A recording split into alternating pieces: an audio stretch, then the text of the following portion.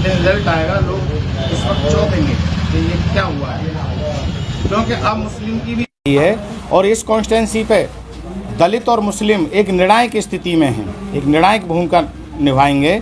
और दोनों इकट्ठे होकर के लोगों को यही बात तो रास नहीं आ रही कि एक दलित का बेटा मुस्लिम क़यादत करने वाली पार्टी से चुनाव लड़ रहा है, जो किसी को ये रास नहीं आता है, किसी को भी रास नहीं आता है। बल्कि आली जनाब इज़्ज़त माब काबिल सद एहतराम संसद रत्न मेंबर ऑफ पार्लियामेंट कुल हिंद सदर ऑल इंडिया मजलिस इत्तेहादुल मुस्लिमीन जनाब बैरिस्टर असदुद्दीन सुल्तान सलाहुद्दीन ओवैसी शेर भारत कभी भी नफ़रत की बात नहीं करते, कभी भी बांटने की राजनीति नहीं करते, मजलूमों की हिमायत में और जुर्म की मजम्मत करते हैं। कभी भी उन्होंने, चाहे मजलूम हमारा ब्राह्मण भाई हो, हमारा जाट भाई हो, ठाकुर भाई हो, उन्होंने सबको जोड़ने की बात की है, सबको जोड़ कर चलते हैं।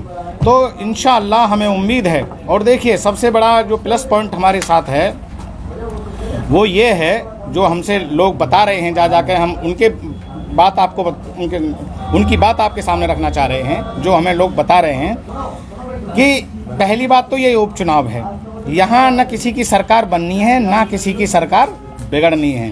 तो मुस्लिम कम्युनिटी के लिए ये सबसे बड़ी बात है कि उनके जो ठेकेदार हैं वो ठेकेदार उनके कान में आकर के फुसफुसाते हैं कि अगर तुमने इनको वोट दे दिया तो बीजेपी जीत जाएगी।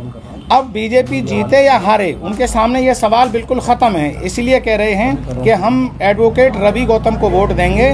और एडवोकेट रवि गौतम एक संघर्षशील इंसान है, शिक्षित इंसान है, पढ़ा लिखा इंसान है और उसके संघर्ष की मिसाल इस तरह से लोग बता रहे हैं, जैसे कि मुझे तो नहीं पता था, मैं तो ग्रेटर नोएडा से आता हूँ, डॉक्टर मुश्ताक अहमद।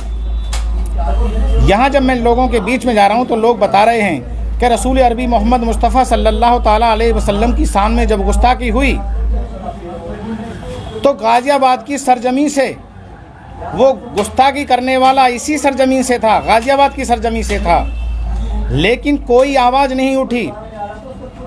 एडवोकेट रवि गौतम जैसे इनके कानों में आवाज़ पड़ी कैला भट्टा में जाकर तमाम मुस्लिम नौजवानों के और जिम्मेदारों के साथ मिलकर के, और देखिए संवैधानिक तरीके से बहुत ही लोकतांत्रिक प्रक्रिया को फॉलो करते हुए उन्होंने एसीपी को फ़ोन किया, कोतवाल साहब को फ़ोन किया कि हम आपको ज्ञापन सौंपने आ रहे हैं, मुस्लिम समाज के नबी हैं, हमारे भी हैं, हम ये चीज़ें बर्दाश्त नहीं करेंगे। इस शख्स ने बाबा साहब डॉक्टर भीमराव अंबेडकर के भी लिए इन्होंने टिप्पणी करी थी और आज ये टिप्पणी फिर कर रहे हैं, हम इसकी मुखालफत करेंगे। तो कैला भट्टा में इन्होंने लोकतांत्रिक और संवैधानिक तरीके को अपनाते हुए ज्ञापन देने की बात करी, लेकिन इनके ऊपर 2 धारा लगा दी गई और इन्हें 12 दिन के लिए जेल भेज दिया गया। तो मुस्लिम समाज को इनका ये कदम बहुत अच्छा लगा। उसके एवज में मुस्लिम समाज इकट्ठा होकर के इनको जन समर्थन दे रहा है। इसी तरह से ये 15 सालों से इनका एक युवा शक्ति दल है, संगठन चला रहे हैं, जिस संगठन के जरिए से लोगों की समस्याओं का जिनसे हो सकता है वो समाधान करने की कोशिश कर रहे हैं। 15 सालों का वो संघर्ष आज इनके काम आ रहा है। हम जा रहे हैं, लोग कह रहे हैं कि ठीक है भाई हम बीएसपी से जुड़े हुए, नाम तो मैं किसी का लेके नहीं बताऊंगा ऑन रिकॉर्ड, लोग कह रहे हैं बेशक बीएसपी से जुड़े हुए हैं, लेकिन अब हम वोट आपको देंगे, क्योंकि 15 सालों से हमारे बीच में संघर्ष आप कर रहे थे युवा शक्ति दल को लेकर के। तो दोनों कम्युनिटी का हमें पुरजोर समर्थन मिल रहा है, अल्हम्दुलिल्लाह, अल्लाह का शुक्र है।